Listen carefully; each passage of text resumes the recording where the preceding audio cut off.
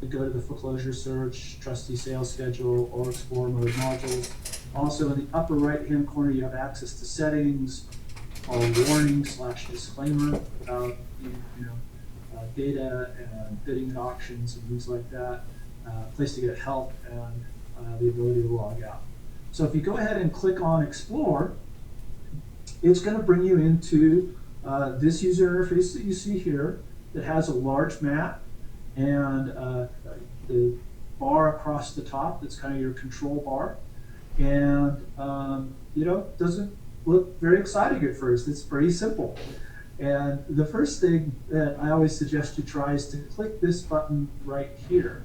And this is one of a few different choices you have to set your location. But this one that kind of looks like a target will take you to your current location.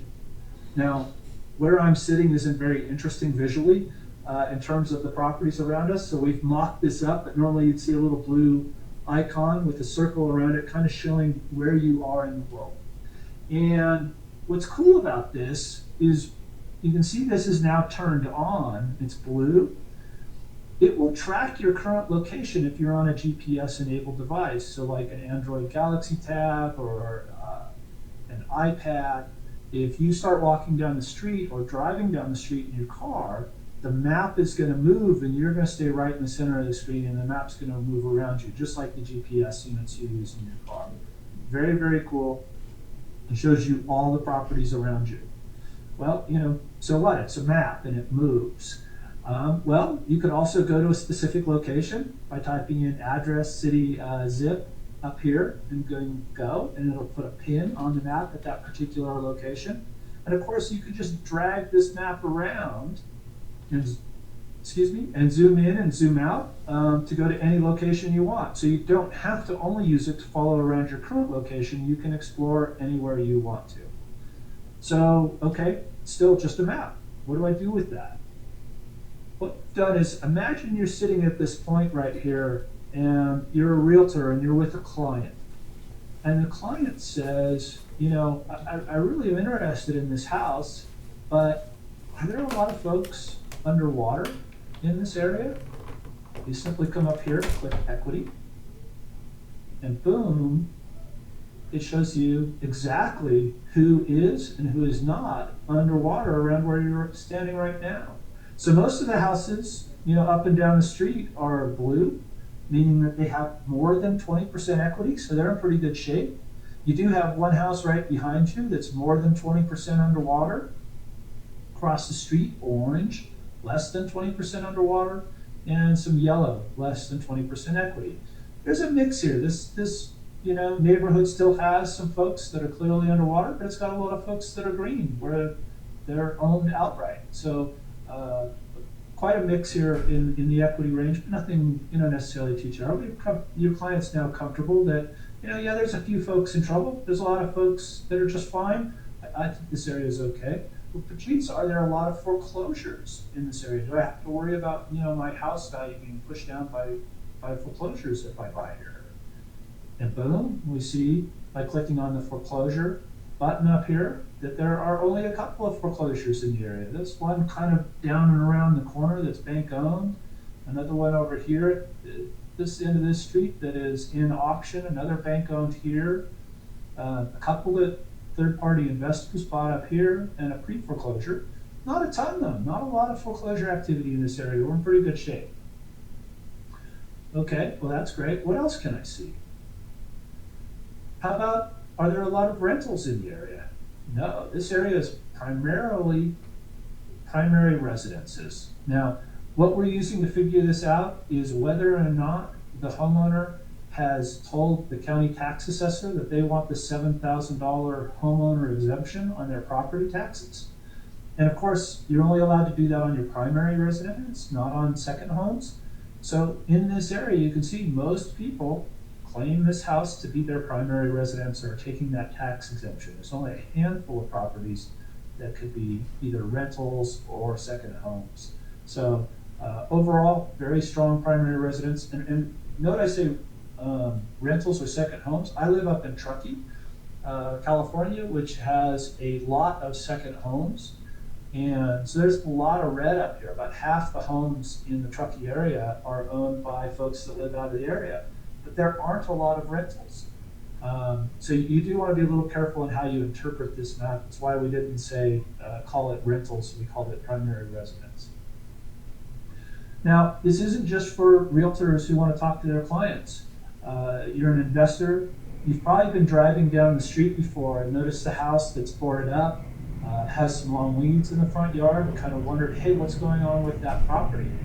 And what's really cool is you can just take any of these properties and you can just click on it, and boom, you can jump right in, see who the owner is, how long they've owned the home, assessed value, the estimated value, current debt, whether or not they're upside down, is it listed for sale, is it in foreclosure, is it the person's primary residence, and then of course all the property details, market valuations, and other things that we offer. And we cover property details more in another webinar, but tons of information there that now you don't have to write down the address and go call the title company to try to figure out what's going on with the front. You can figure it out right there while you're sitting in the front yard and see what's going on and see if there's potentially a deal in the works there. Some other fun tabs here include property type. So this one shows me that this is primarily single family residences in the area. There's a few multifamily, 2 to 4 unit, a couple of multifamily apartments here in the yellow. Not really any condominiums this area, some other, which is typically going to be schools and parks and that kind of thing. Here we've got a college, and in a second we'll see that some of these other ones are schools. We can also see what estimated values are like, right? So a little bit higher values in this kind of neighborhood here than down in this neighborhood here, and a little higher values over here. Kind of get a feeling for, which areas are stronger values than others. Again, our estimated values are based on public records data and public records sales. So your mileage will vary depending on how often their homes are sold and how homogeneous the homes are in your area. We also, though, allow you to see assessed value. And we do assessed value for all property types, whereas estimated value we just do for residential properties. And you can see here, it's kind of interesting flipping back from one to the other. You notice that the values are higher in the estimated values than the assessed values.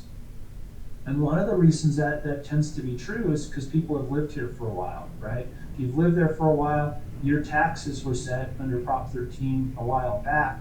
They haven't necessarily kept up with home values, and that's what this kind of indicates. This little darker blue map indicates that people have been here for a while, and their assessed values are below current value.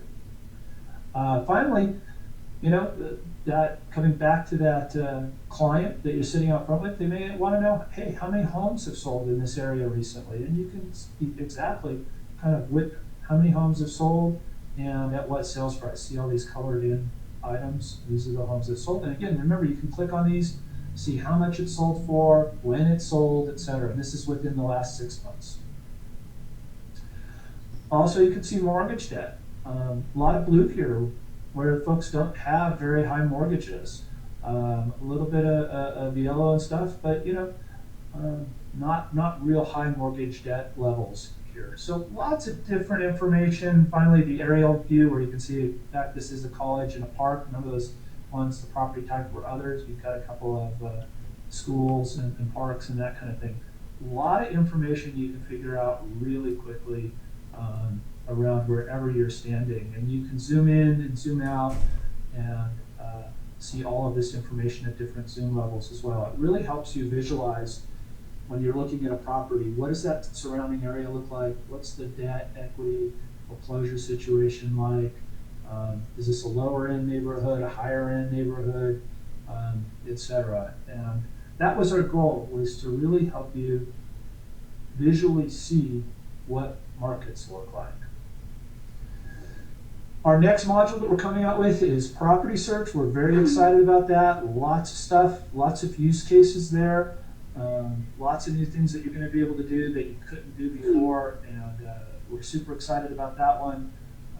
It will be out soon, and you'll get an announcement within Foreclosure Radar or by email when that's available. And again, Property Radar is available now to current customers only, a limited time for free. You can log in with your Foreclosure Radar email and password at www